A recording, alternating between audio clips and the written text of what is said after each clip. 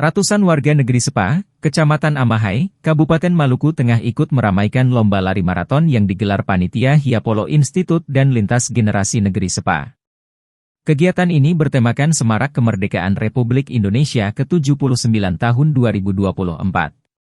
Beragam mata lomba pun akan digelar, mulai dari lomba lari maraton, voli, gerak jalan cepat, tarik tambang, panjat pinang, catur dan lompat karung. Lanjut, sejumlah mata lomba pun telah berlangsung seperti volleyball dan lari maraton. Mulai anak-anak SD hingga kalangan dewasa. Meski hanya untuk memeriahkan Hari Kemerdekaan, namun panitia kegiatan telah menyiapkan beragam hadiah menarik bagi para pemenang lomba.